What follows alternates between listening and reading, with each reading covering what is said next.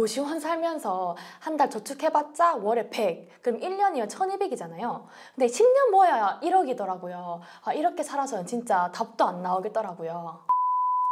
그러면 처음 받은 월급이 얼마였어요? 그때가 2017년도 초였는데 200이 안 됐어요. 한 190 얼마 정도로 기억을 하는 것 같아요. 네. 그러면 지금 이제 190 얼마 월급 받던 사람이 지금은 얼마 정도까지 돈을 모으신 건가요? 지금 제가 2017년 입사해서 한 3년 반 정도 시간이란 동안 1억 정도로 모았고요. 그래서 그 돈으로 해서 내 집 마련을 한 상태입니다. 그럼 내 집 마련을 하셨다고 했는데 네. 내 집 마련할 때 이제 그 대출금 빼고요. 네. 지금 모은 게 어느 정도 됐을까요? 순자산으로 따지자면 한 2억 조금 더 넘는 것 같아요. 5년 만에 이제 2억까지도 가능한 거예요? 네, 그러면 가능합니다. 그러면 지금 이제 보시는 분들 중에서도 이제 사회생활 처음 시작해서 혹은 이제 사회생활 시작한 지 꽤 됐지만 돈이 안 모여가지고 고생인 분도 많거든요. 그러면 그럼 오늘 이제 돈 모은 그 비법이랑 어떻게 이제 내가 불렸는지 이런 다 얘기해 주실 거예요? 오늘 이 자리에서 싹 다 공개하도록 하겠습니다. 처음에 사회초년생 때 취업했잖아요. 네네. 어디다가 이제 집을 구하신 거예요? 처음에 입사했을 때는 인턴이었기 때문에 회사 생활하고 고시원에서 지냈었어요. 고시원도 요즘에 비싸잖아요. 내가 그때 2평도 안 되는 좁은 그 방이었는데 한 달에 50만 원씩 냈었거든요.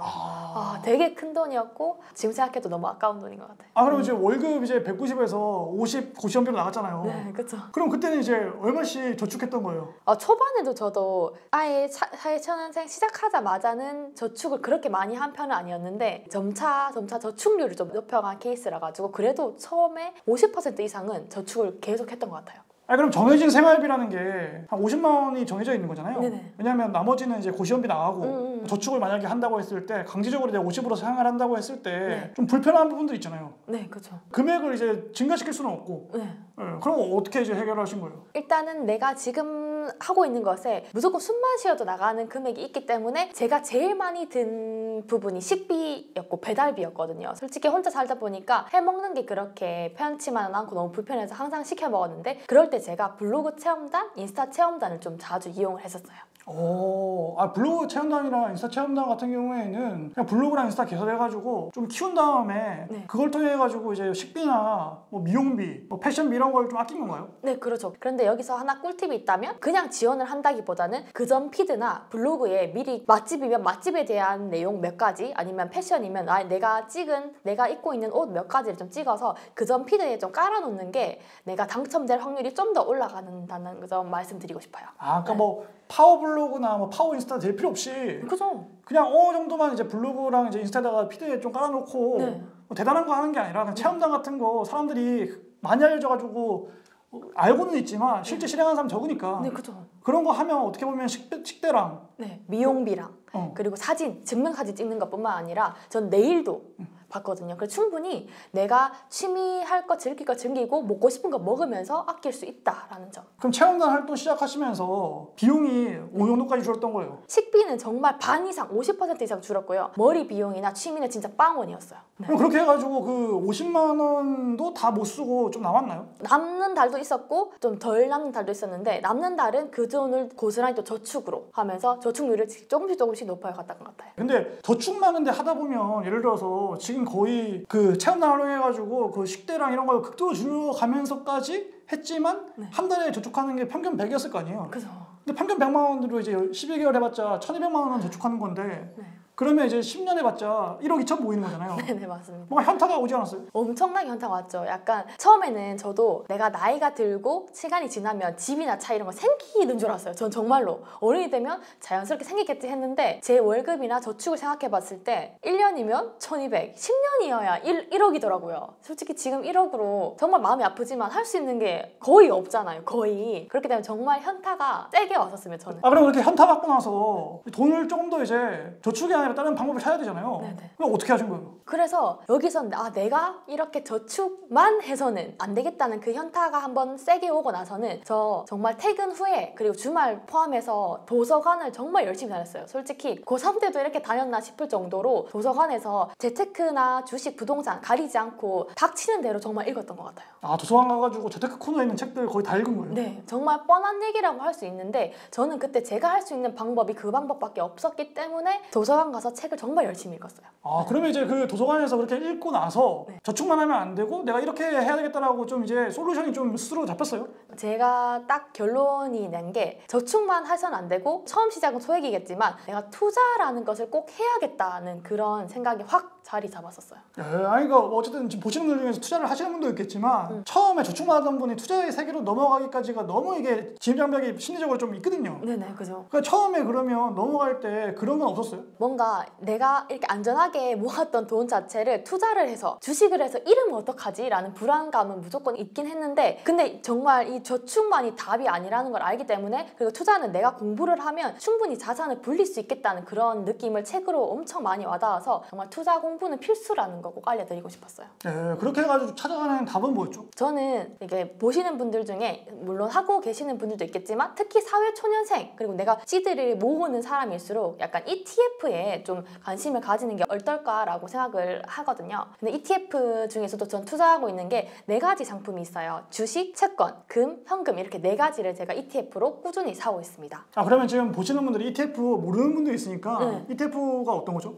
ETF는 정말 간단하게 설명해서 묶음 상품이라 생각할 수 있어요. 예를 들어 제가 중국집을 한번 예시를 들어보면 보통 우리가 가면 짜장면, 짬뽕, 탕수육 이렇게 한 가지 메뉴만 시키잖아요. 근데 가끔은 다 조금씩 맛보고 싶을 때가 있는데 그거를 한마디로 세트 메뉴라고 하죠. 그래서 그 세트 메뉴 자체를 그냥 ETF라고 사시면 돼요. 예를 들어서 삼성전자 뭐 A 주식, B 주식, C 주식을 개별 주식으로 사는 게 아니라 이렇게 A 주식 조금, B 주식 조금, C 주식 조금이 하나의 ETF로 되어 있어서 ETF를 하나를 사면 다른 여러 개의 기업을 한꺼번에 살 수 있는 효과를 볼 수 있습니다. 아 그러면 그 저축에서 ETF로 어떤 식으로 옮겨오신 거예요? 제가 아까 4가지 말씀드렸잖아요. 주식, 채권, 금, 현금이 있는데 저는 주식은 미국 S&P 500이랑 나스닥 100 그리고 채권은 미국채 그리고 현금은 달러 그리고 마지막으로 금은 금 ETF를 샀었어요. 보시는 분들이 답답해 하실 수 있으니까 구체적으로 S&P 500은 어떤 이제 ETF로 하신 거예요? 그때는 제가 스파이랑 QQQ라는 ETF를 적립식으로 매수를 했었어요. 아 스파이면 이제 S&P 500 추정하는 거, QQQ는 나스닥 추정하는 거. 예, 그러고 이제 또 이제 더 다양한 걸 또 더 하셨나요?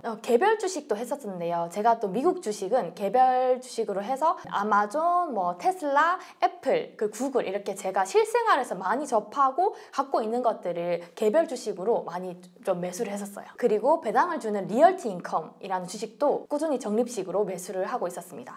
아 그럼 그렇게 이제 그 저축만 하다가 그렇게 바꿨잖아요. 네네. 바꾸면서 이제 매달 저축으로 가는 돈들을 이쪽으로 좀 이제 조금씩 이제 좀 옮겨갔던 건가요? 네, 그렇죠. 초반에는 솔직히 저축 안 하고 바로 이제 모두 올 그 투자로 가자. 이거는 너무 저한테도 리스크가 있을 것 같아서 정말 조금씩 비율을 높여가면서 주식으로 좀 더 많이 매수를 했던 것 같아요. 그렇게 하니까 확실히 모으는 속도가 좀 빨라졌나요? 모으는 속도라기보다는 저축을 했을 때는 이자나 이렇게 고정되어 있잖아요. 근데 이 개별 주식이랑 ETF를 같이 하다 보니까 예를 들어서 주식이 올라가면 주식과 채권은 반비례 성향이 있거나 아니면 또 주식과 달러는 또 반대로 움직이는 경향이 있기 때문에 좀 어느 정도 하나가 올라가면 떨어지고 상쇄되는 효과가 있어서 확실히 경제 공부를 하고 또 자산을 불려가는데 좀 효과를 크게 봤던 것 같아요. 아 그러면 이제 왜 하필 국내가 아니라 네. 왜 미국 쪽으로 주식이랑 채권을 하신 거죠? 저는 국내보다는 미국에 좀 더 성장 가능성이 있고 이 시가총액이나 봤을 때 크게 무시 못한다고 생각을 해서 이쪽에 좀 더 가능성을 좀 더 봤던 것 같아요. 그래서 국내 주식보다는 미국에 좀 더 치중되었던 건 사실이에요.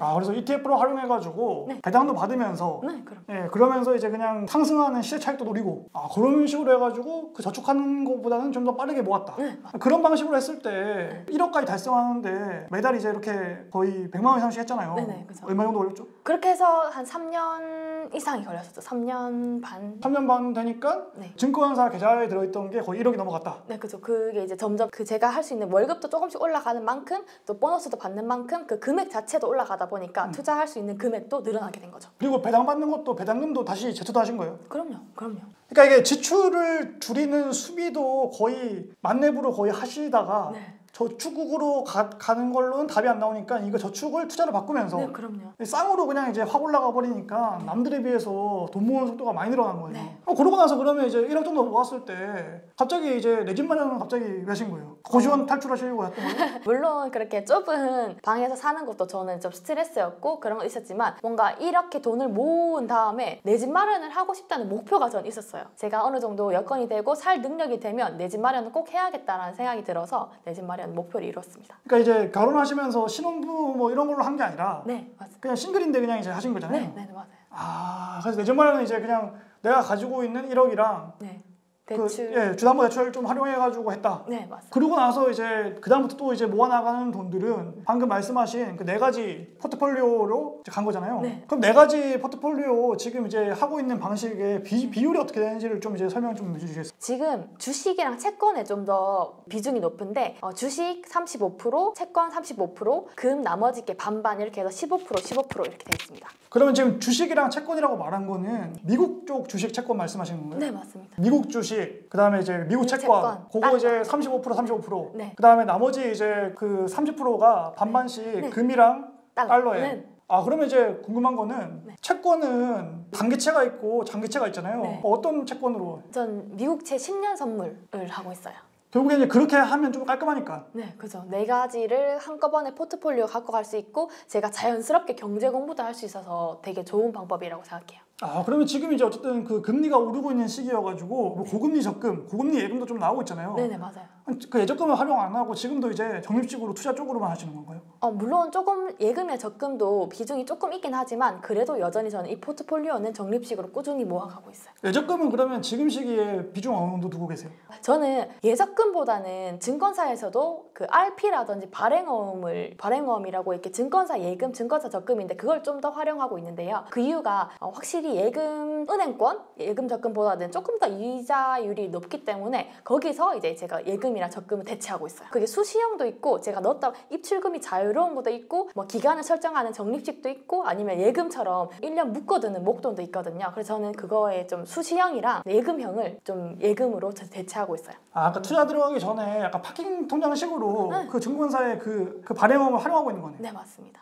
그런 식으로 이제 남들 그냥 CMA 하듯이 파킹 통장 하듯이 전체 자산 10% 미만 그렇게 두는 거고. 네네. 달러가 뭐 떨어졌다 아니면 뭐 채권이 이제 괜찮다 하면 이제 그때 네. 이제 그 돈으로 조금씩 하는 거네요. 맞습니다. 그래서 비중을 이렇게 4가지로 가져가니까 네. 확실히 지금 어떻게 보면 이제 금리가 상승하면서 자산들이 좀 많이 하락하는 추세인데도 불구하고 네. 뭔가 상세가 좀 되는 것 같으세요? 네, 그럼요. 지금 많이 주식이 많이 떨어지긴 했지만 또 달러는 지금 많이 오른 상태잖아요. 제가 만약에 주식에 올인을 했었으면 완전 마이너스일 텐데 그냥 달러도 갖고 있고 금도 갖고 있다 보니까 어느 정도 상쇄하는 효과가 있더라고요. 어떻게 보면 이제 좀 재테크 책을 많이 읽고 공부해보면 사실 이 방법이 어떻게 보면 안전하다는 걸 알지만 네. 그러니까 실천하고 실행하는 사람들은 적은데 어떻게 보면 그걸 삶 속에서 네.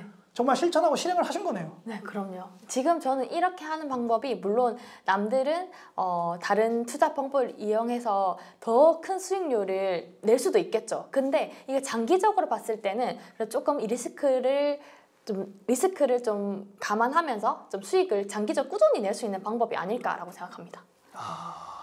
그러면 지금 이제 이거 보시는 분들이 나도 지금 월급을 가지고 재테크를 계속 해야 되는데 막상 또 하려니까 너무 피곤하고 두렵다 하시는 분들한테 그러니까 마지막으로 이제 조언이 있다면 어떤 게 있을까요?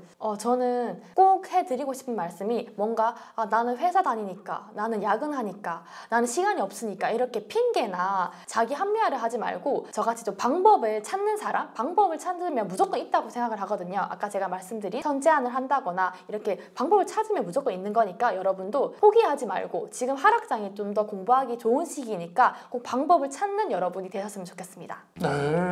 그리고 하시면서 부업 같은 건 안 하셨어요?